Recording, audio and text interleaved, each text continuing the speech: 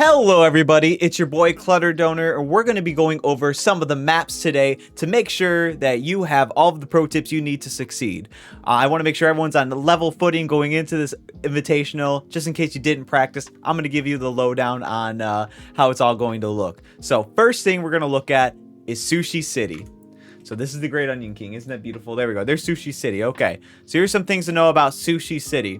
You're going to be making, well, sushi, right? One person's cutting, the other person plates. You can see here, one person there, the other person's over there. Beautiful, right?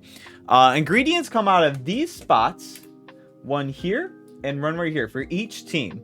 And you will notice that you guys can go between kitchens using this little area here. It is difficult, but you can do it. So you can go to your opponents and take their ingredients if you really wanted to. It's up to you, but it is a little bit hard. This person basically can just chop and cook rice and plate and you have to use the conveyors to give them whatever they need. It's important to always have rice going in case you do have sushi rolls, but they will not always be sushi rolls. As you can see here, these are just sashimi here. These will back up where the ingredients come from, so you have to consistently either be using what's on the conveyor or be throwing it away, or throw it at your opponents, mess them up with too many ingredients around, right? If you don't do that, you will not get new ingredients, and then you won't be able to actually be able to serve what you need to serve. So that's everything pretty much for Sushi City. Next up, buffet balloons. So we're gonna talk a little bit about buffet balloons now. On this map, you're making burgers. You will not be separated. You will be in the same kitchen together, but you have to pay very close attention to what your order is because there is a lot of variety. You have two cutting boards. You have one here and one here. Now this one is shared, right? Meaning that whatever you do on this cutting board, the other team can take. So you can sabotage the other team or just be very careful if you're doing yours.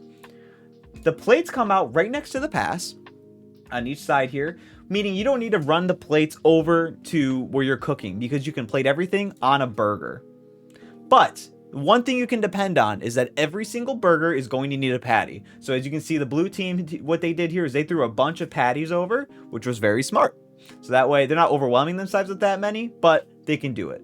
And you can see up here what the blue team's orders are. They're all very different, right? So you have to be very careful. Now you start with two plates over there, but once they're done, you can just serve them at the pass. Now let's go to the next one. Ravenous Rapids. This one is very simple. All you have to do is cook potatoes, chicken, or potatoes and chicken.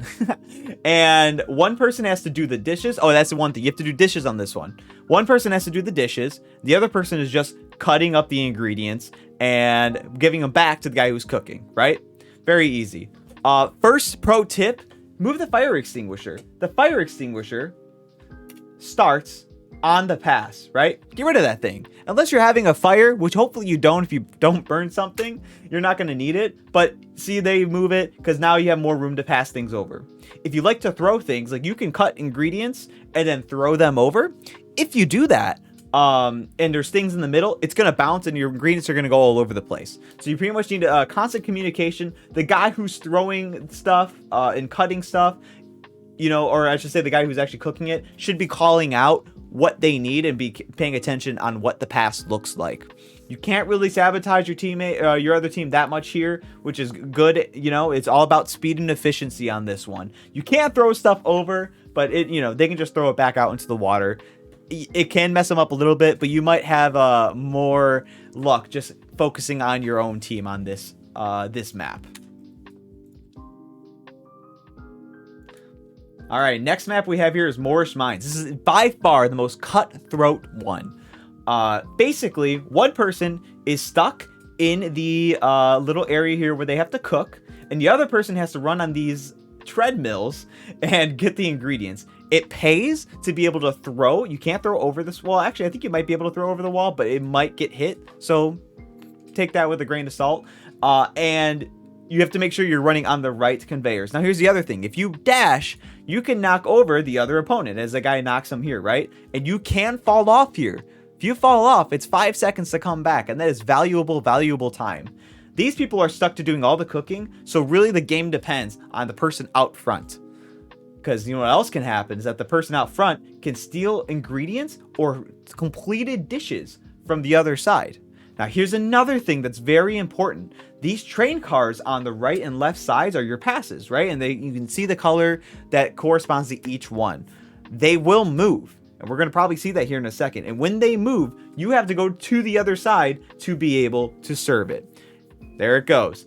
Now, here's the other thing. You can break the other person's tip line by putting in wrong dishes. But you have to be very careful. See, someone just fell off right there. But you see how blue team has their burrito just sitting there?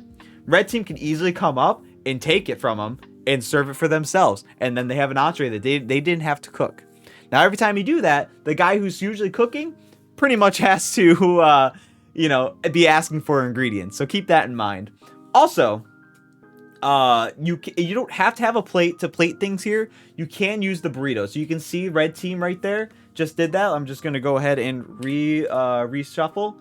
Here we go. So you can see that he has the chicken on the burritos, and then he just puts the rice in it because it's done. So that way it doesn't have to burn, and that way it's just ready to go. Boom. He's got 2 dishes ready to go, and he's got to be very careful here because blue team could come up and take one of those.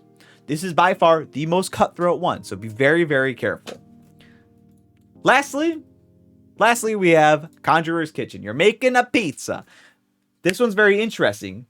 You have the pass and all of your dough on this side. And as you probably just saw from the beginning here, these stairs move. So in the beginning, they're going to start here going up to this portal.